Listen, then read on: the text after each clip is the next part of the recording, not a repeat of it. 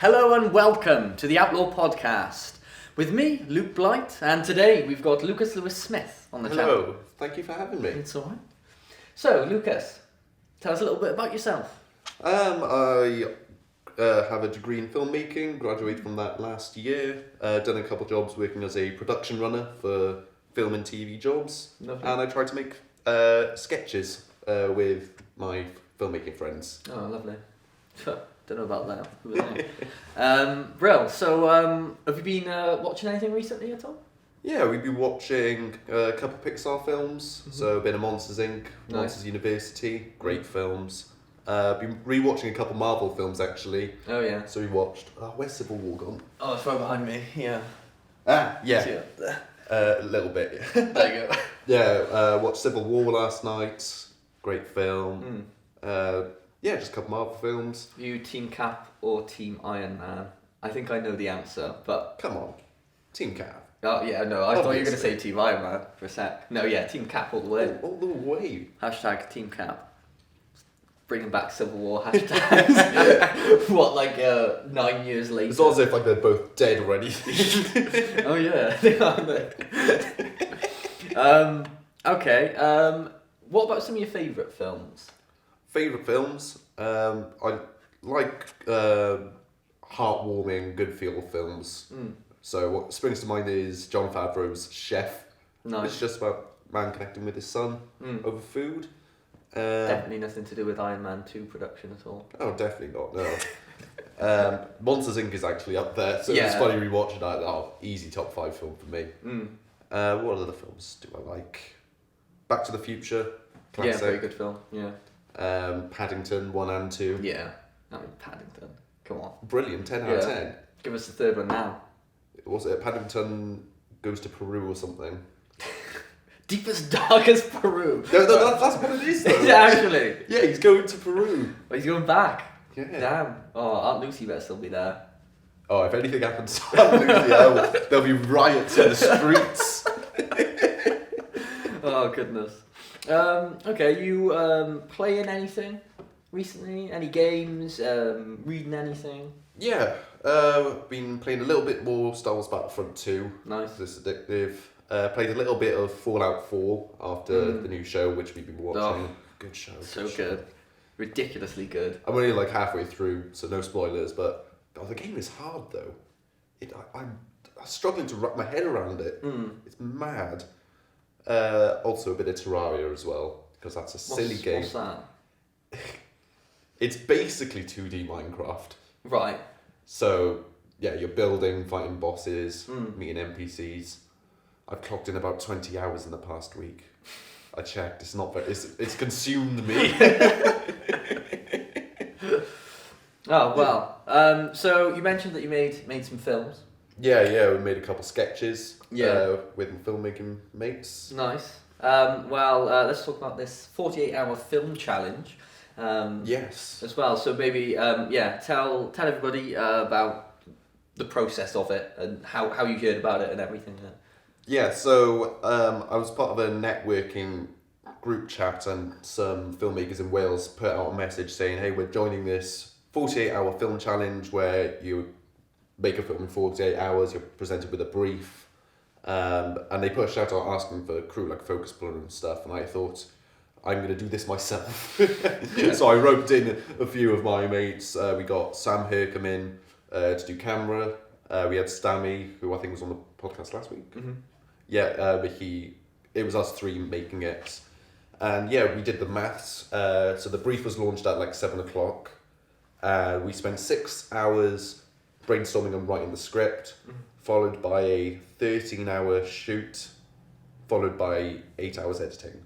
Nice. So do the maths, I think it's like 31 or 48 hours Yeah. working. Yeah, so it was intense, but it was quite fun to kind of do that guerrilla filmmaking Yeah. of you just move, keep going, because we didn't have time to mess around or do anything. And we created a film called My Story with the brief of it being like an adventure film. So we created a very weird meta comedy about a character trying to come up with a film. Right. Should we give them a watch? Yeah, sure. Let's Yeah. do it. Click. Big screen that will come up in editing.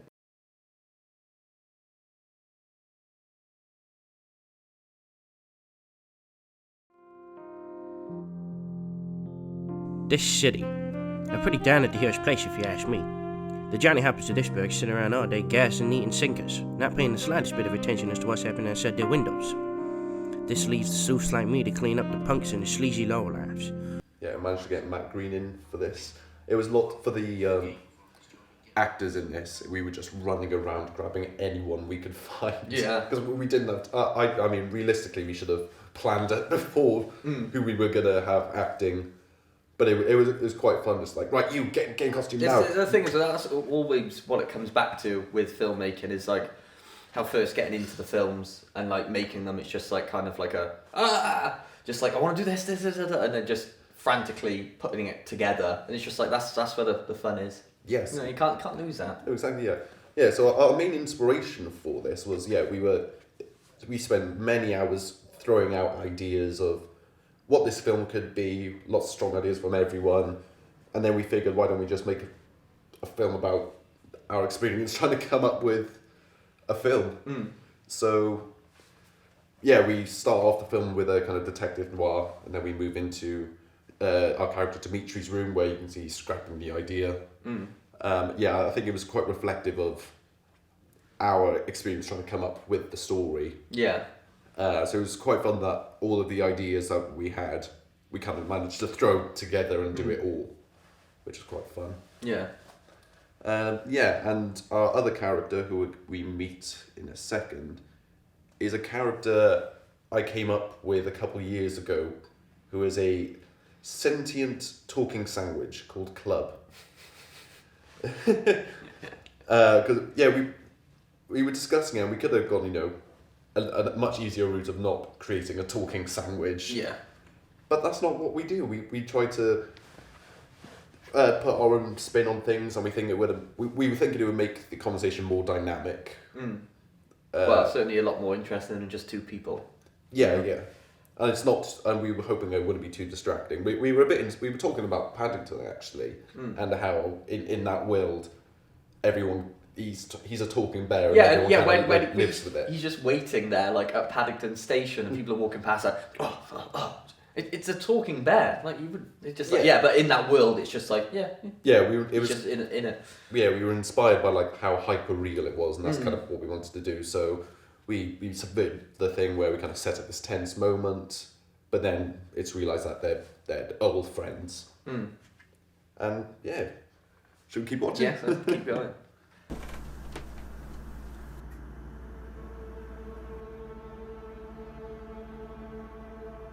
What was that for? You nearly took my eye out. Well, you didn't exactly announce your entrance. Yeah, wanted to jump scare you. Nice one, Club. I feel like you're going to anyway, but talks about how you made Dimitri come alive. He's just a sandwich. But how did you make Club him is the sandwich, not Sorry, Dimitri. no, Dimitri. Yeah, Club. Club, yeah. Well, it started off with buying some very expensive bread. We did a couple prototypes the night before we were shooting it, and we figured the best way was just to... We experimented with like a few hinges, because we just wanted to open the mouth. Yeah.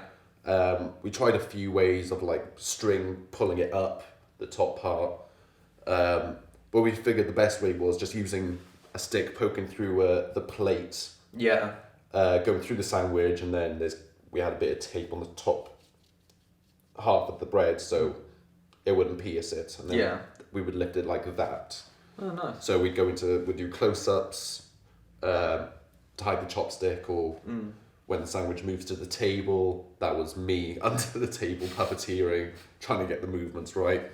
And then we had Matt Green, who played the detective in that opening scene. He came in to voice the sandwich, and I think he did a brilliant job. Yeah, definitely.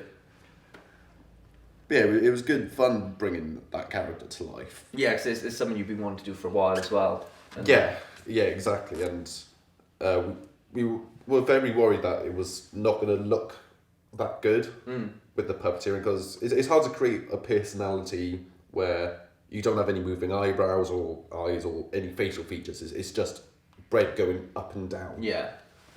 So that was challenging, but I think, with Matt's voice and Stan who wrote the script, and I think the dialogue really did help him bring the character to life. And it was very fun to watch in the final thing. Yeah. Nice.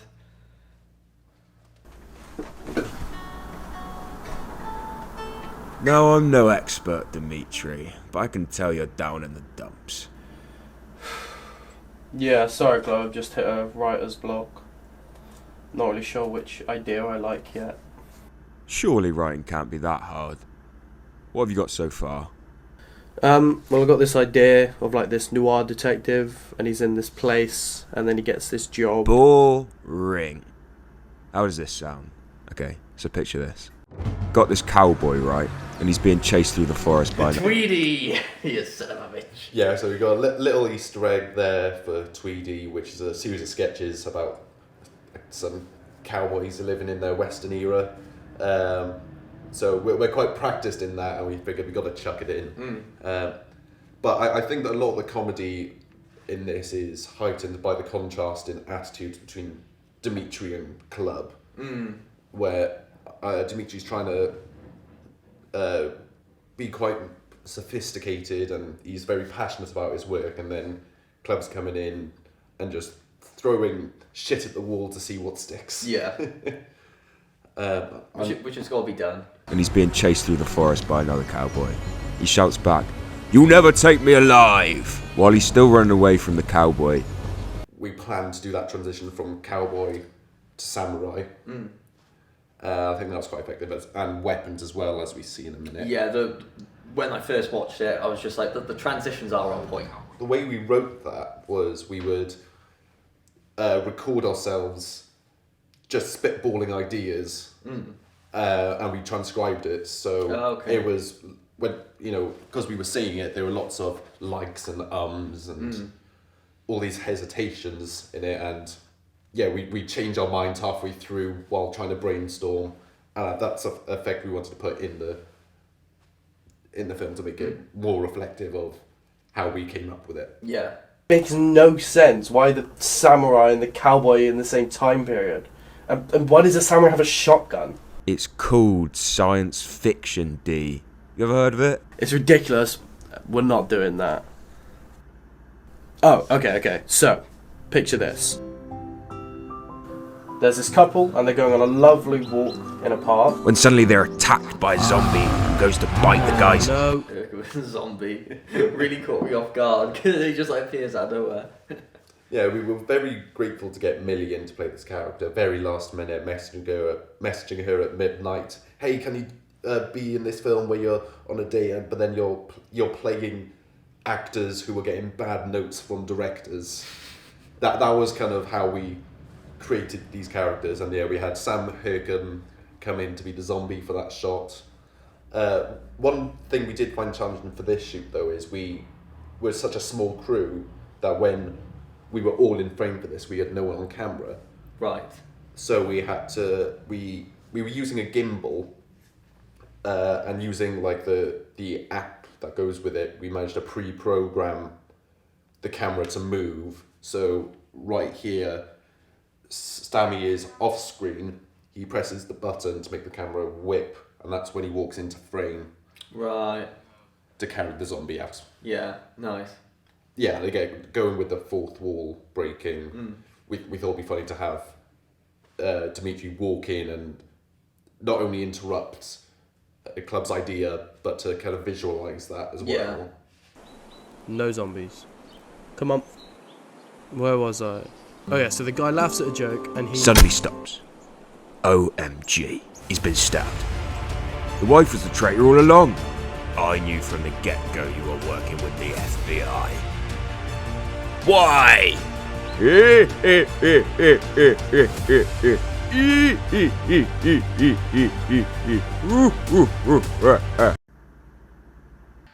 He's got one of the sillier jokes in that scene where we got Sandwich speaking as Millie. I knew you were in the FBI, followed by the question, why?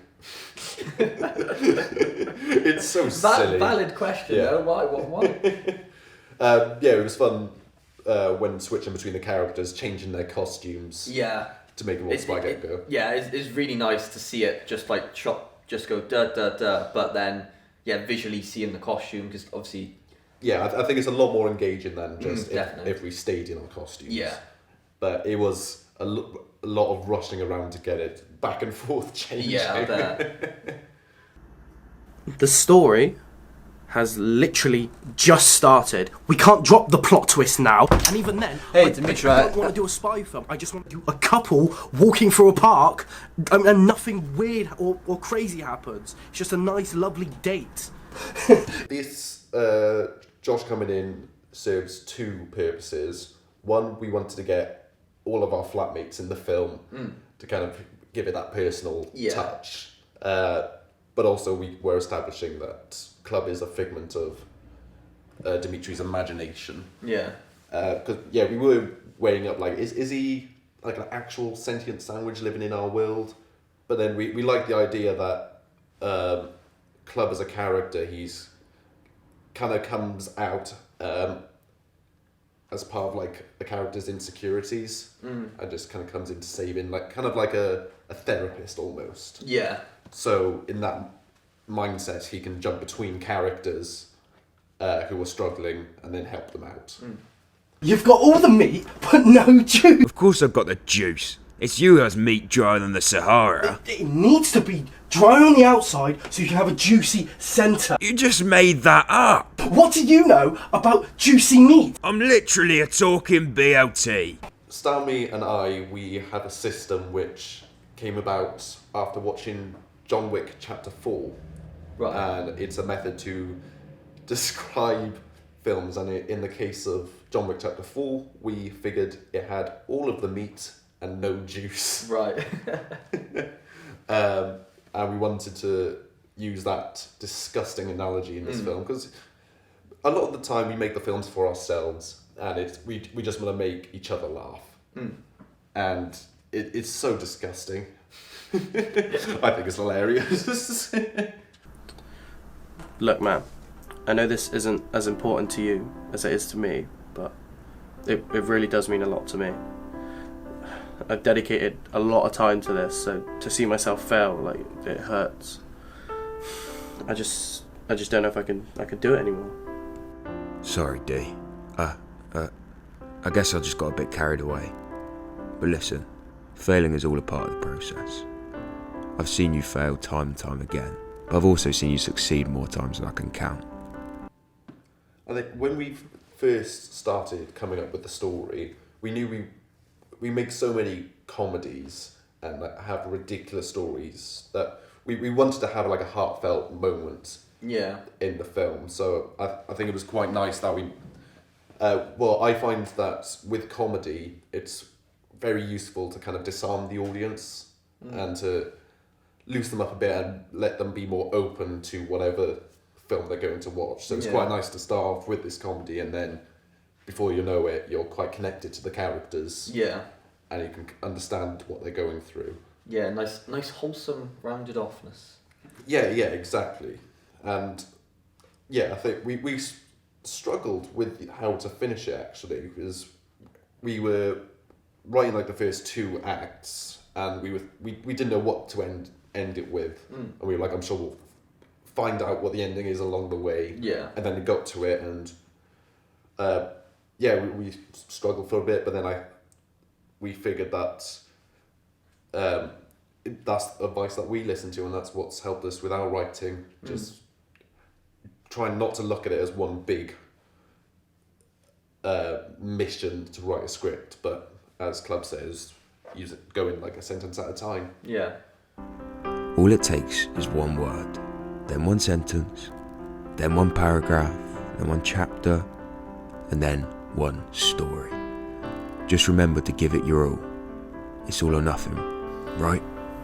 Yeah, you're right, I guess. When we were presented with the 48-hour film challenge, we were given the suggested title of my story, which we kept, suggested genre, adventure, but we had 2 compulsory things. We needed to have the line, it's all or nothing, which we managed to integrate at the very end there. And we also had to include either a feather as a prop or a flag. Right. And straight off the bat, our brains went to feather quill. So that's how we used the prop in this film. And I think it just looks a bit silly, but we tick the box.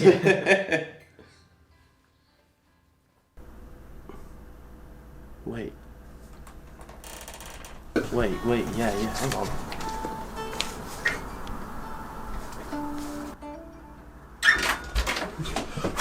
Okay. I've got it. Oh, you Yeah, got it. yeah. I got it. All right. What you got? So, picture this. There you go. Did Josh do the music for it as well? He was he was riffing a bit in that take in one of that last shots. And I know Stammy did sample a bit of his guitar playing for the film. But I think we used a couple of online music. It's going to be in the credits when we finally release it. We did have the issue of the deadline was on Sunday at 7 p.m. and it was about an hour before where we realised we couldn't use copyright material or music in the film. And Stabby loves his copyrighted music. He does. I don't know how we're going to sort out the copyright. So then Yeah, that's the only issue. Copyright is a pain, especially like cause, as long as I don't have the Beatles in, I think I'll be alright. what about Billie Holiday? Oh, Billie Holiday. In my solitude. You're gonna get flagged up now. Yeah, true. Damn. So we had a big rush an hour before the deadline, changing all the music. but we managed to get it done because he's a champ when it comes to that. Yeah. How would you describe the experience overall then of doing that 48-hour challenge? Honestly, it was so fun. We were all so focused, and you do need a really good team that you understand and how each other work, and it was very easy bouncing off each other. There wasn't a lot of conflict that was going on. Everyone was throwing out ideas. It was just a very equal experience where Stammy might say, oh, he has a shot idea. Yeah. So he'll go on the camera for a little bit, or changes to the script and stuff. Yeah, you need like a good team to do it with, and that we did. So even though we spent about 30 hours making this film, it just flew past. Yeah. And it's an experience that I'm looking forward to doing again.